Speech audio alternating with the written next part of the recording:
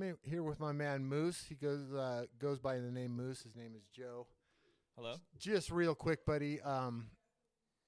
Where are you from? How old are you? A little bit of background about your childhood and all that stuff. And All right. So we're gonna start with I'm 29. I'm from Reno, Nevada, originally from Fresno. Growing up, childhood, split parents, divorced, broken home kind of deal. Back and forth, visitations, that whole scenario. But other than that, I would think most kids have the kind of childhood I had, more than we would like to speak about. absolutely, So almost 30 years old, still in the same town, and doing the same things. right. Growing up, very excited to be here. And, just want to see where this goes. Let's just take this organically. So Moose has a skateboarding background, and he has a couple other things going on in his background too. But I met Joe at work, and kind of going through the same experiences as that I was going through probably 10 years ago. And I don't know. Elaborate. I think we're kind of just looking for something more on this planet, right? Correct. You know what I mean? Some answers to some questions. Definitely looking for an awakening to be aware and conscious is the goal. Yeah, I always was like, what are we doing here? Well, And you asked me this earlier today. I was like, where do humans come from? Like, everyone believes that we came from planet Earth, but it's my belief that we were seeded here. It's similar. I have a similar belief that maybe we did not originally start here. I don't think so either. If you look at the like a larger timeline than, say, 100 years, 1,000 years, or even 10,000 years, we're talking about 1,000,000 years. It would be kind of crazy to think that we were here that long ago. Well, and we even came from here. Like, we didn't really come from Earth, did we? Wouldn't make sense. It wouldn't make sense if we came from here, because the theory of evolution as we know it, humans would have evolved into such a greater species than we are now, instead of being stagnant for millions of years, yet everything else on planet Earth has seemed to have evolved alongside us without us. It just doesn't make any sense.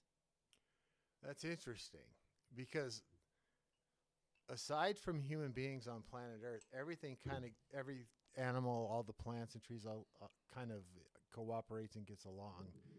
The only thing destroying the planet are human beings. Well, we are the infection. So I think that makes a good point, because it's like we're this virus that was kind of cast down from galaxies far, far away. You know what I mean? Correct. And we're maybe just parasites on the planet, because we don't seem to be able to get along with the environment. We don't get along with the animals. Right. Animals hate us. Well, they actively avoid us. Right. Like, if animals could think, they would probably go, okay, my idea of the devil is the human. Well, there's this species of monkey that we're supposedly supposed to be the closest related to, that actively spends most of its day avoiding human contact. And why do you think that is? Because there's something wrong. We didn't come from them. They aren't a genetic brother of ours. Or they may be an offset or a subspecies, but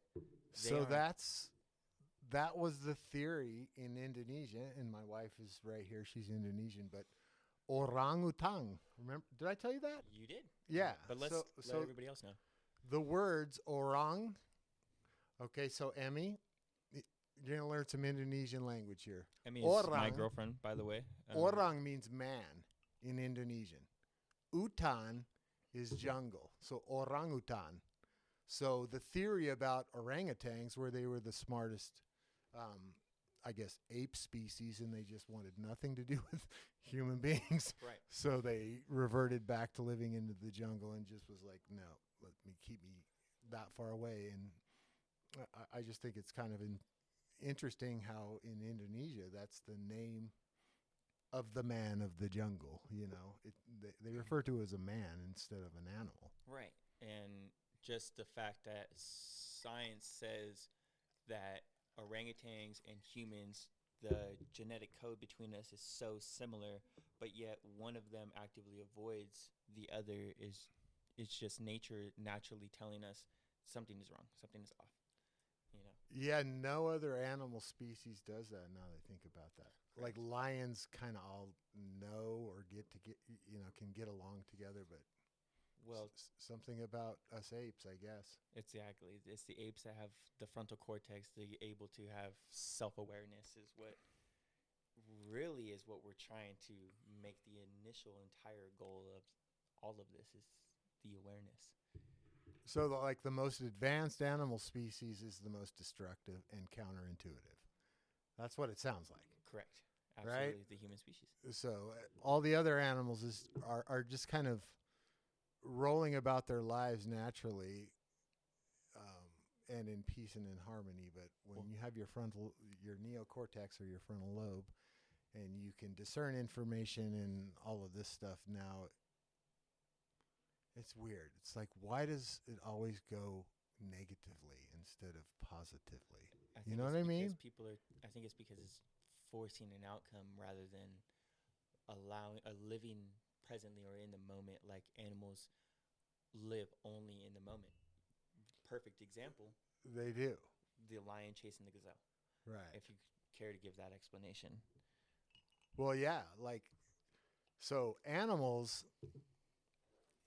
basically are living in a very harmonious state of being most of the time. But when they see a threat coming, like a lion coming to eat them, the fight or flight switches on for sure.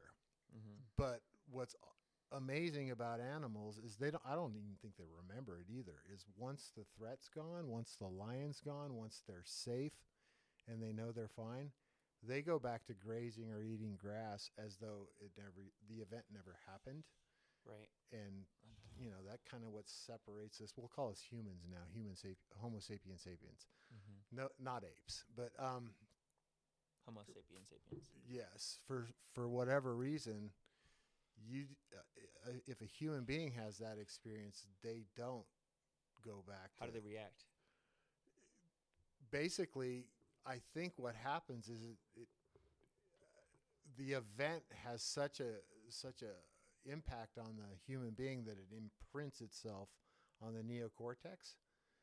So it's at this point, it's all based on survival. It's unable to think of anything other than that. Right. Even though the lion or the threat's gone, the idea of it, the imagination of it, is forever embedded in the neocortex. Still exists. Yes, and now you're slipping out of the present moment. Like, see, now it encompasses everything, right? So now you're like going, okay, 2 years ago a lion came up to me, but I'm still that way. Right. And I'm worse. And not only that, I'm going worst case scenario. Like, okay, every tree, there's a lion behind it. And like now that's become your habits, that's your life. And the event that really imprinted on your neocortex happened 5 years ago. Mm-hmm. But yet you're still there. Animals don't do that. Right. Human beings do that. They allow it. They let it go within minutes. As soon as the chase is done. I don't even think they remember it. Right. You know what I'm? That's what's so incredible, because not only do humans remember it, it's embossed on their neocortex. Right. It becomes a staple of who they are to build those walls up for protection. It defines their habits from that point Defenses. on. Yeah. Right. It's like, okay, I am now in survival, and like they're not allowing the parasympathetic nervous system to switch on Mm-hmm. and calm everything out. So, it's interesting because you could describe a lot of human beings now, because that's living in stress your entire life over an event that never even happened or happened 20, 30, 40 years ago. But you keep your recreating entire fucking life. Mm-hmm. You're going to stay in stress because of the thoughts that one experience produced 20 years ago is gone and over, but it's the thoughts that are keeping people basically your emotions. Program. Yeah, your emotions, how you think, act, and feel, are being kept alive purely from your thoughts. And it's all That's an fear-based. interesting thing to think about. It is It's very all much.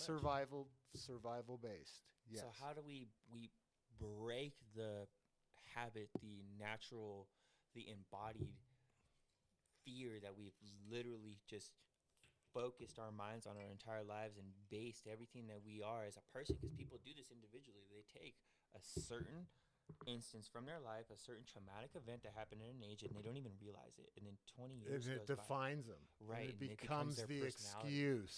Right, so they're stuck in this I can't program. be this because of this. Right, or My I won't ex, do that my because of that. ex-wife 20 years ago did this to me. My mom or my dad did this, or when It I was doesn't make any sense. That was 20 years ago. right. This is called programming, Exactly. fear mongering. So you get. So most people spend their whole lives that way. Like that's like a 70-year or 80-year lifespan, you know, and none of it's in the present moment. Right. So what you're saying All is a past program. right. So to Interesting. break that habit of being stressed out all the time, the correct solution for The that would simple be short answer is presence. presence. That's easier said than done.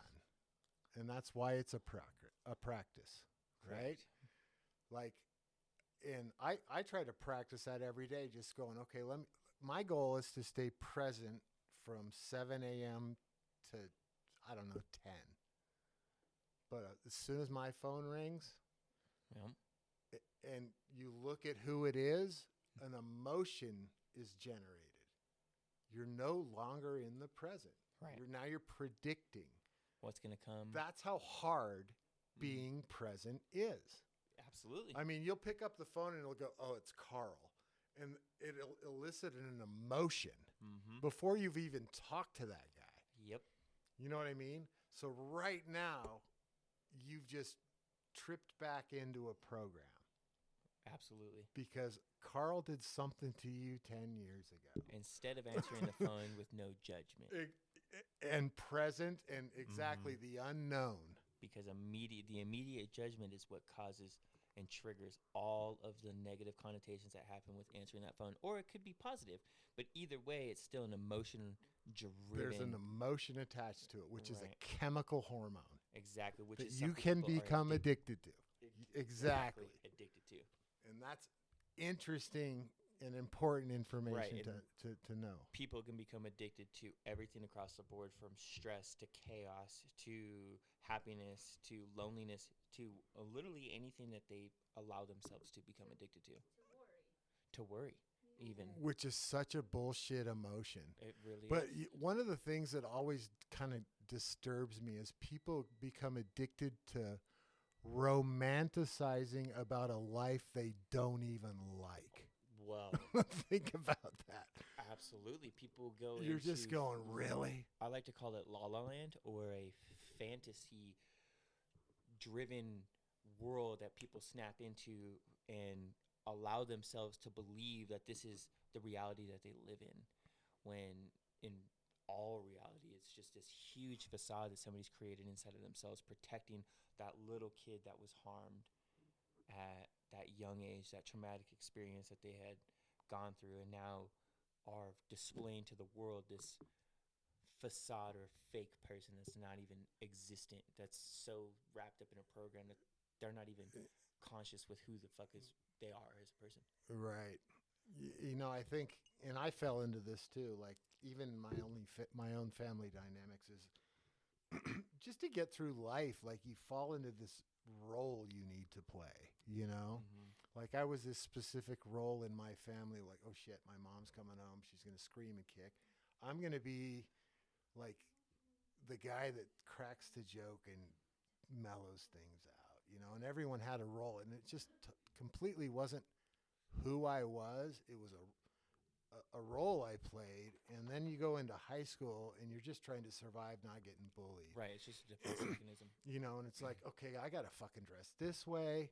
I got to act and talk this way. because I live in this neighborhood. Exactly. Or I'm going to get my ass kicked, Mm-hmm. or I'm going to get judged, or I'm going to get laughed at. And that's the worst, getting embarrassed or laughed at in front of people. You know, like for me, I'd rather have my ass kicked, but like Yeah, fucking being same. embarrassed in front of all the girls or whatever in high school, that's a huge event Absolutely. for It's kids. traumatizing.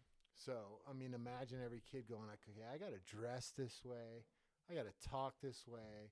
I got to act this way just to survive high school in the United States of America. That's what we're programmed. You know, there's I mean? a hierarchy from the gate, from the time you're born before you turn 7, you're indoctrinated into this exact system that we're speaking about. And kids are the gnarliest, are the most horrific, judgmental, evil motherfuckers on earth. They really are. They are. And if you want to get your fucking brutal. feelings hurt, go into a 3rd grade class and ask them. Go to junior high school. Go to fucking junior high school, you know, and ask a group of girls what your fit looks like, and you'll get your feelings hurt. Absolutely. So, I don't know if I told you this, dude. I thought I'd go into teaching because both my parents were teachers. Yeah, go for it. And I took a job as a substitute teacher at Swope Middle School. What nuts? Fucking, when was this? Like 92. And I lasted maybe 4 hours because I had 14-year-old girls in that class just going, eat shit. Well, if you have bitch. Any sort of insecurities, teaching is not for you. And I fucking grabbed her. Well, I wasn't playing it. You know, I grabbed her by the fucking hair and I dragged her down to the fucking principal's office. And I went into the office and I just went, this is my last day. I can't do anything with this human being. Yeah. I am not the guy for this job. And that was the last time I ever I did teaching one day. That's wild. That's all. And that's just kind of how I played it. I was just going, well, I don't understand this. Right. So the point is, these kids are at this point and at this stage of grooming, we are generations down the line to where now our kids are just these horrific beings in this system that we call democracy or Republican or whatever the fuck we might decide to call it. Right. It's all. What is it now at this point? Really? It's not a democracy. Sorry, go on. There's a lot. There's, I don't even want to go down that rabbit hole at the moment, but I am absolutely hearing what you. We had this conversation earlier. It's like I couldn't imagine responsibly bringing a kid into this world. Even if I had a bunch of money, and it's not because I'm a bad person, but it's like you're going to have to homeschool them. Right, exactly. I mean, the schools are fucked. The history that we're teaching You're going to have to teach them the truth. So now they're walking through landmines their whole life. The math and the science that we're teaching is wrong. The neuroscience, our doctors are history. Yeah. I mean, give me a break. We're being taught all the wrong things. And it's terrifying, actually, because there's glorified doctors, people who have higher names that in the industry that are stepping away from their practices due to these instances of literally government-owned malpractices, and it's ran because this is what the world needs to be in order to survive or in order to be governed. I think it's part of the illusion. Right. Everything's just generated kind of by money. Right. Pharmaceuticals, But you got to have a story to sell to the people. And, well, that's kind of what doctors do. Mm-hmm. Absolutely. They sell a false. I don't even think people are aware of, like, the outcome. Like, when you go to a doctor, like, 2 years later, do you even think about, are you healed? Because you're not. You know what I mean? Right. You're on some sort of pill or you got referred to this guy. But, like, does anybody that goes to the medical system or goes to a doctor, like, I don't know, say a year later going, okay, I'm healed? No, it's called. It's not. They don't, right? They create a problem, sell a solution. So you have this problem, you go in, generate the problem. like 80% of right, hospital visits, like you said, are acute injury. You know, you break a bone or something like that. But what happens is they keep you coming back by selling you the solution. They Right. So it's a psychological stress-related injury or ailment, but it's really non-existent and not up to the doctor to heal. But you're going to that guy anyway, and 2 years later, you're no different than you were. So, perfect example, a little bit about my backstory is I suffer from severe scoliosis. It's a genetic disorder my entire family has had, father and grandfather.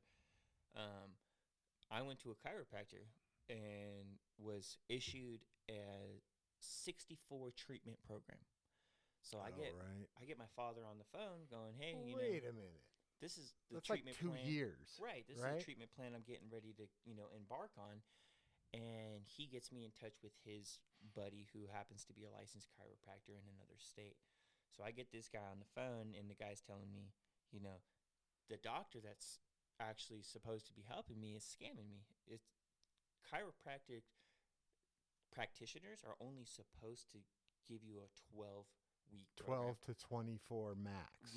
Something exactly. like that. If they don't have you set and aligned and fixed by them for life, they're taking your money. And so to be set on something so outlandish as 64 treatments was absurd. This guy had blown his mind. So that's just an example of the medical industry. It's amazing how arrogant he was with that too. Yeah. I need 90 episodes with you. Well, yeah, and mind you, it's $130 after insurance and a visit. So we're talking a shitload of money. Tens of thousands of dollars. For just and he does that with like 20 different clients. Right, and they're just alignments. They're 15-minute deals. So he wasn't sitting in there, actually realigning and straightening muscles. It was just a regular fucking circus show. You go in, get your pop, and walk out kind of deal. Bullshit. He could probably do whatever the fuck he wants because everyone that walks in there has no idea what he's doing. Well, so many chiropractors actually go out of business for being exposed to this exact situation. Just I was in business. Con artists, basically. I worked with the man not too long ago. But you can do that because human beings aren't smart enough to check your credentials. Well, nobody wants to do the research. Exactly. They just say, here, give me my money. They don't want to fucking question you. Or take my money. Like, excuse me. So a doctor, like I could be a doctor. I could just print out some of those things and hang them on the wall and go. You could? Cough, dude. And for all they know, I'm like this high-end I'm medical. I'm gonna say some controversial ass shit, but I mean, please do. Doctors, give me a break. Dentists can call themselves a fucking doctor if they can do it. So the fuck can I? So, you know what they call dentists in Indonesia? Tukangs. A tukang's a worker. Okay. Like, so you're a tooth mason. Right. You're not a dentist. You're a tooth mason. But they deserve the title doctor. But even still, I mean, don't get me wrong. I'm not discrediting. There are good doctors out there. They're con artists, dude. There are some out there, though, that have, integrity. There are doctors out there who do want to help people. But you are right. Well, so I had this conversation with my son. Okay. And there are some good doctors out there. But, like, in my opinion, a good doctor would go, take your money back. I don't want your fucking money. Go on a diet, exercise, and get some fucking sleep, and you'll never need me. Well, here's the other side of that. You're right. Take your money back. A good doctor is going to do that. And good doctors used to back in the day. You had your medicine man. But the other side of that is we live in this day and age, this program. We live in this world where, they survive on patients. It's business. There's a fucking dime a dozen to find a doctor. Okay, so this is a good question. What isn't business in the United States? What has not been monetized? Nothing. Like water, thought. What else is there left? I would reach as far as to try to say that they haven't tried to monetize religion. Well, it's one of the biggest businesses on the planet. Because that's it's an interesting business. way of doing it. Well, if you think about it, like, you have to join the business. But yeah. You know what I mean? Yeah, join them or beat them or join them. pretty much, and it's one of those touchy subjects like Very war touchy. veterans or racism, where it's like, okay, if you're going to say no, you kind of come off as this. You know what But I mean? to us, the outsiders who are saying no, who are, what does that say about us? Because like we said, we can't join them. So since you can't beat them, join them. But to those who refuse to join them, even though we can't beat them, the best we got to spread the word. I think those are the fringers, and I think the world needs the fringers because those are the people that are at least taking the time and effort to, right or wrong, think differently. And all that does is kind of jar people to wake up. Yeah. Without those people, I mean, that was 60s rock and roll. It was the exactly. beatniks, it was the mods, it was the skaters, the punks, whatever. But like, that's a necessity, and that's where I want to be. I mean, that's where all the energy is and all the thoughts are, and you're not going to make a bunch of friends. Well, could you imagine? Most people are going to hate you, and it's a tough place. We'll say it's a lonely place to be. It is a very lonely place to be. It is, But because why would you want to be surrounded with incoherent people or unconscious people? Wouldn't it be more satisfactory to be lonely and awake and absolutely, like for me, it would be, why would I rather be anywhere else? Like, there's no purpose as a human. Like, it's all about expression. Like, why would you want to be anywhere else? You know what I mean? right? Like, if you don't take this opportunity in the third dimension now to express yourself, what are you doing? You're not living, you're existing. And that's for the 85% over here that are afraid to be, like, thought of negatively. Like, And that's what you brings got to us be full prepared to circle. be lonely and not have friends and everyone fucking hating you. Right. Those Absolutely. are the people that are creating the best things in this culture. Well, to put this, a lot of people might not understand the concept as such. So, like a layman's way to put it is, like the higher ups. You said 85% of Americans. The other 15%. There's that other 15% is divided up into other percentages, like the 1%, They're the at 2%. each other's throats. Right, they're at each other's. That's the problem. But these people are are it's basically like they have become that to escape that. So a lot of the 1%ers have become the 1% so they can escape the 85%, if that makes sense. It makes perfect sense, and why wouldn't you? Right, exactly. You know what I mean? So the rich, the wealthy, the people that we supposedly people idolize or look up to or even possibly worship are these people who are doing everything in their power to escape you, to escape the reality, or to escape 85% of the population, because we're all asleep and they're not. But people look up to them and idolize them for all of the wrong reasons. Is it? No, I understand what you're saying. Those people feel repelled by us to the point of, like, we'll say 98%, Right. not 85%. Because you have It's tough to blame them. Like right. I would never want to control another human being, and I want the best and the freedom for everyone. But like, my own personal freedom and my consciousness, unfortunately, is on the shoulders of everyone else around. And it's hard to be. Yeah. Be. You're just by default in numbers. You're part of that stuff, and like my goal is to become wealthy enough to step out of the matrix. I don't want to control anyone. I just don't want that be part of 95% of unconscious, soulless people that are just right. kind of, as a human race, embarrassing. Like it's disappointing to be a human being around them. Well, it's like you said, the other 15% is at each other's throats. So you have your 5% that's run by the government, or that is a part of that crowd that joined it. But then you have your other 10% that's fighting it, or isn't as at each other's throats, but they're Everyone's stepped just out of it. Instead of escaping the matrix, which has a negative connotation to it, becoming it. becoming it is the goal. You're right. And what does that mean? That means you've mastered everything, and you have a consciousness over everything, and Right. you understand that the illusion of what it really is. Right. And that's, I don't know, that's just deeper than what I think people would understand, because I think you have to understand consciousness on different levels, Right. consciousness in different dimensions. Like, you have to understand, like, on a scientific level, it's not philosophical, it's physics. It's factual.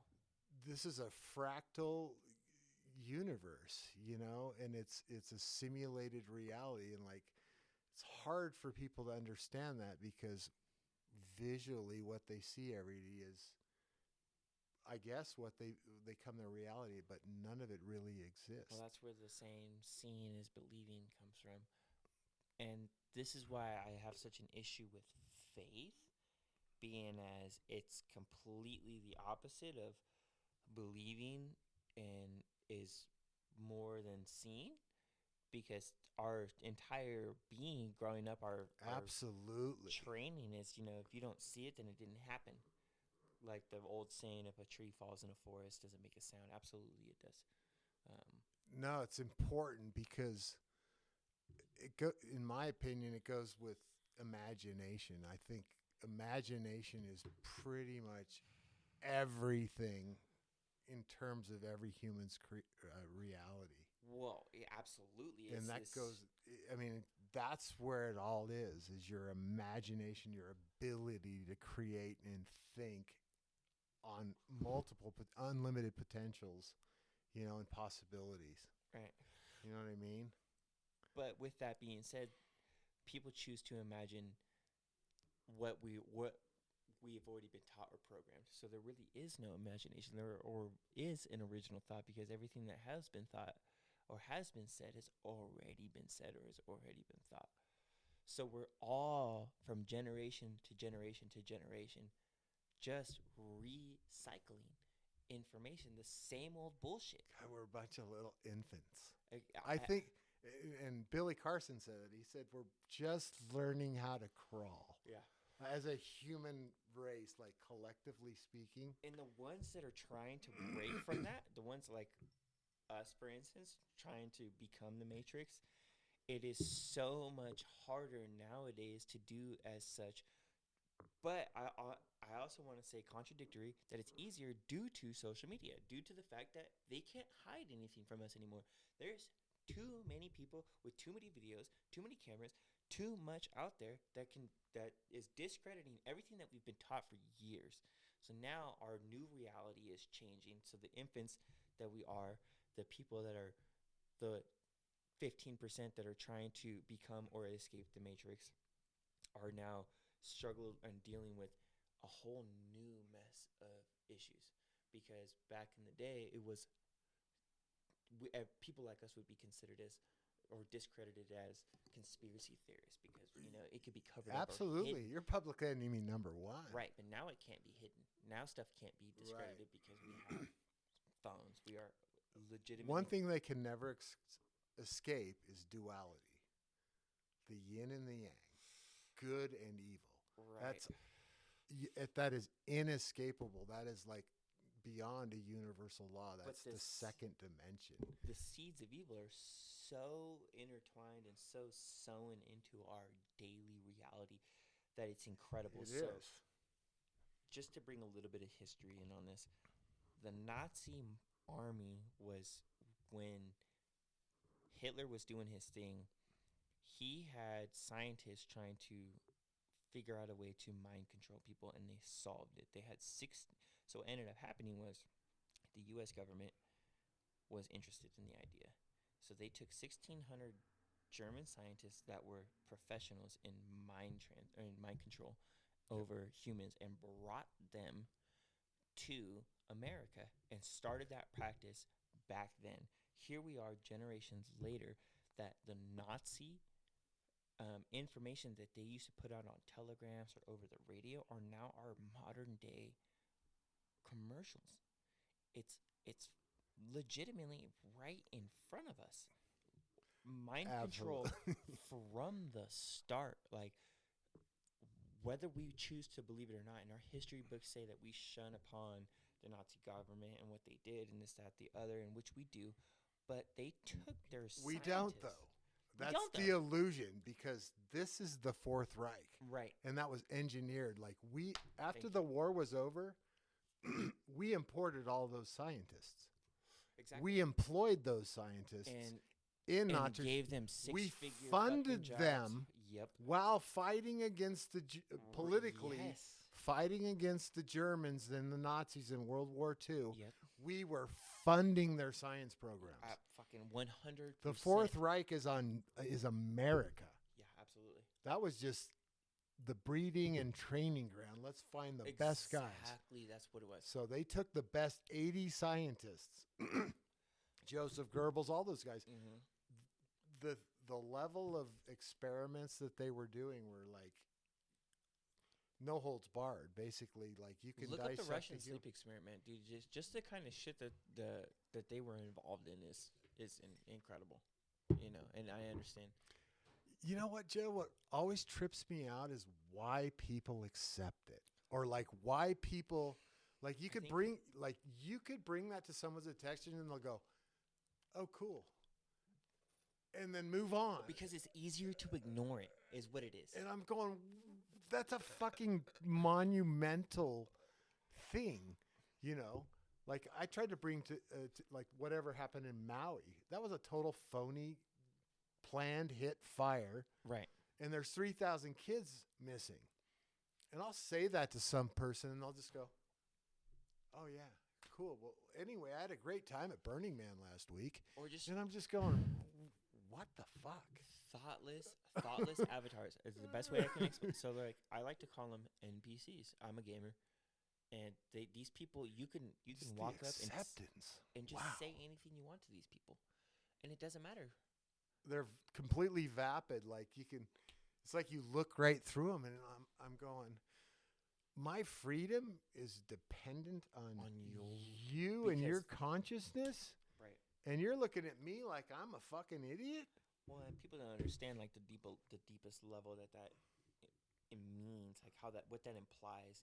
Is that the average day person that thinks that they don't have a voice or whatever. Yeah, but Joe, we need those people. Like, imagine, like, how do we change anything? Because we're the numbers, we're the people, we're the 8 million. But like, how the few that convince the many that are just lost or don't care.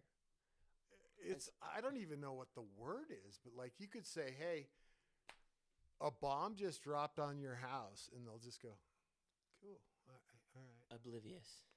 I might call my lawyer, or something. You know what I mean? I'm just going like, you don't really fucking get what's going on, and it's not even caring. You just don't have a soul. You know what I mean? Well, yeah. This is trippy. It just blows me away. Well, because 90% or 85% of Americans that are walking around are soulless avatars.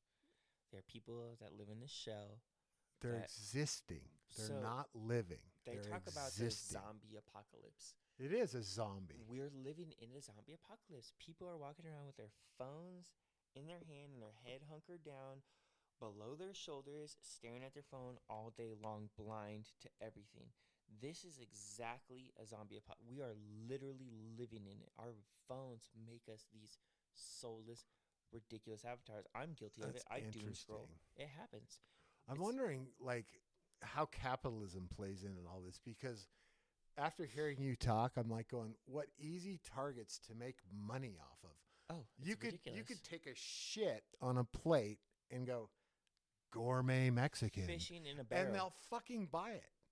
Yeah. You know what I mean? Well, I'm if like, it's God, got a are you brand on it. that retarded that like you You know, Well, if, yeah, if they it's say fucking Gucci a shit, flashy sticker, yeah, sponsored by this. boom, Peanuts, my shit, my peanuts. millions of dollars. Boom. Right. You know, I'm like going, what role does capitalism play in this?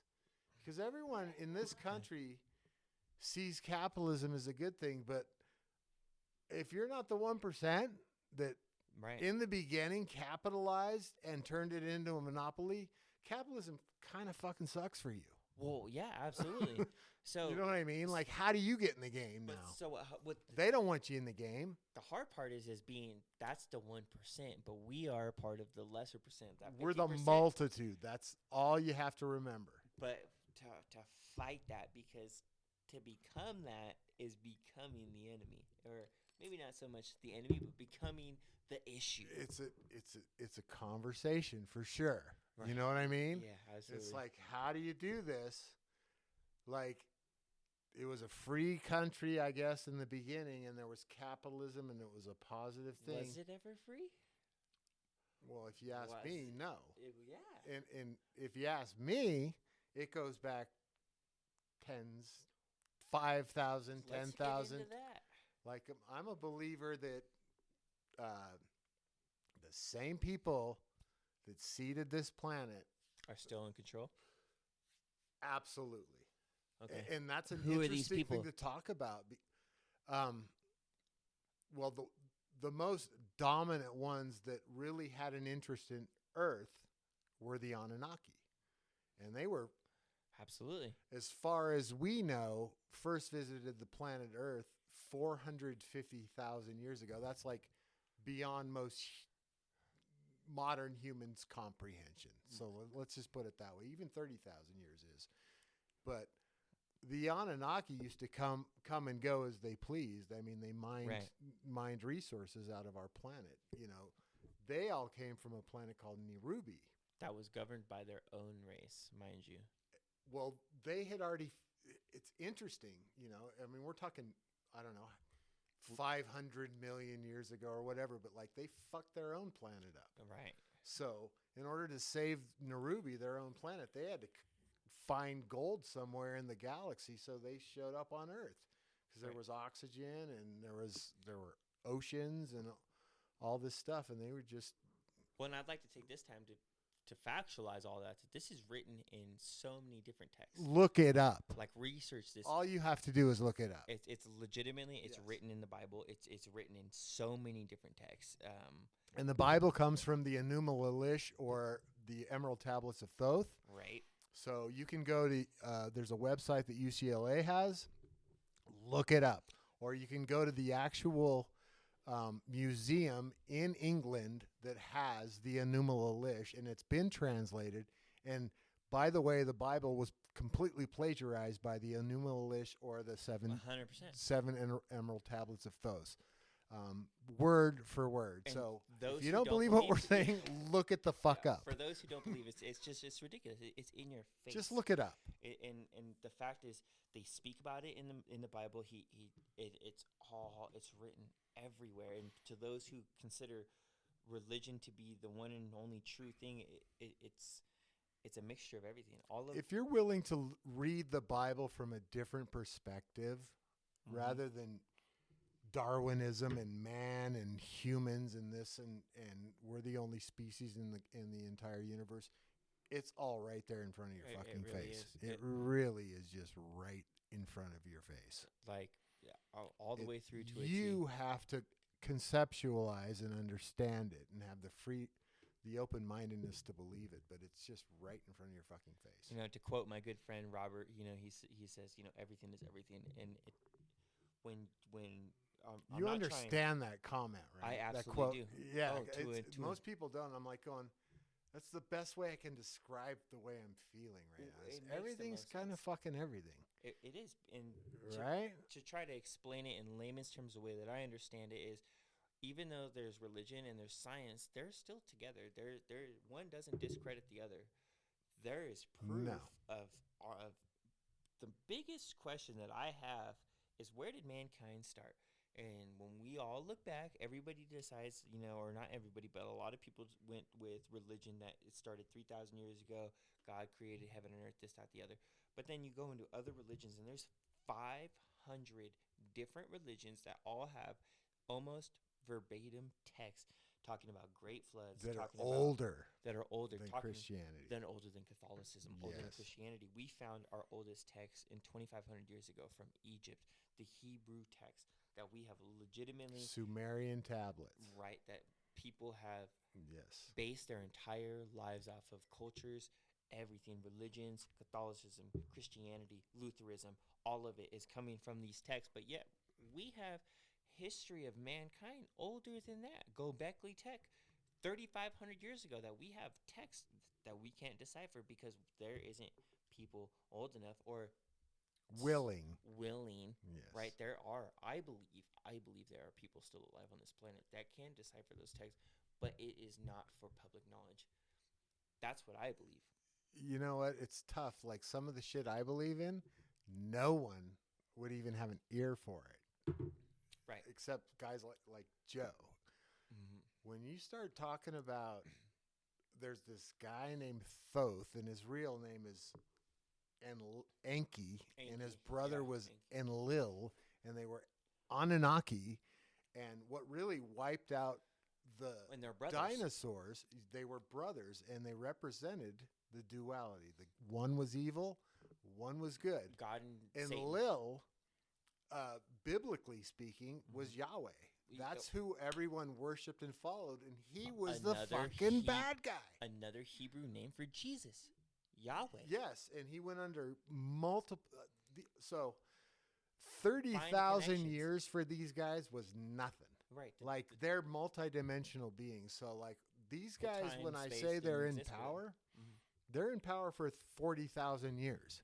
Not 40 weeks or 4 years or the average man. 40,000 fucking years was only able to live for 40 years, right? The universe doesn't speak time. So what they did? That's a human construct. Time doesn't exist. Well, written on the walls in Egypt, in the Egyptian halls, are Anunnaki messing with the DNA of humans. So we went from being able to live 40,000 years ago, hence bringing us full circle back to not living, originally coming from. It's funny, like the way I understand the Anunnaki, right? I mean, they were, we'll say, 1 million years technologically advanced, ahead of what we can even comprehend today.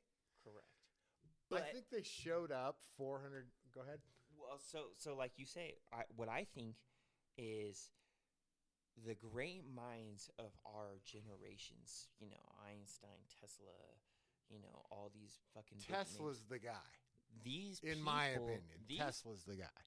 These people were given a fucking leg up, a nudge along, somebody like a higher advanced technological fucking being help these people along with pushing our race along with technology. So are you saying like a tinkering with the DNA?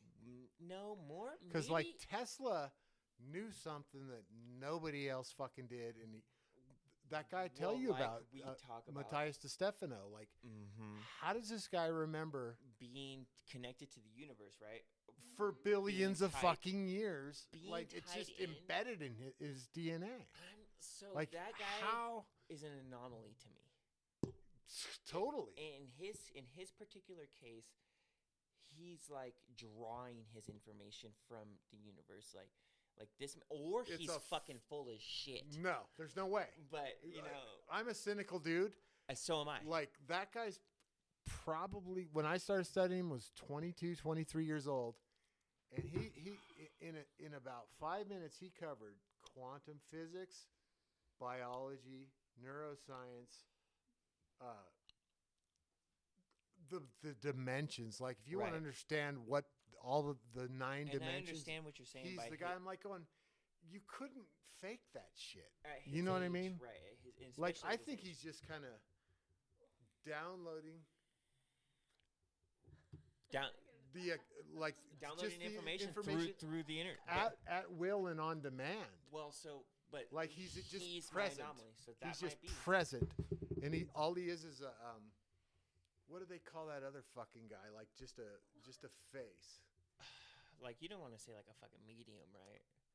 Kinda. God, what's Bashar is one of those guys where he's a medium for this weird multi-dimensional being, and he shuts his eyes and he does all this crazy shit. But So I don't think DeStefano's that. I'm a cynic, and when like if I see some shit like that, like motherfucker, you better be walking on water.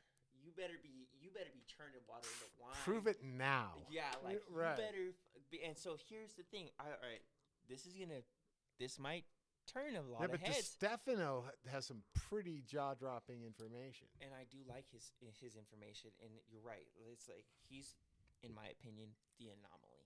He's the person that's connected in. Some of these other guys we weren't around. It's a good word for it. Right.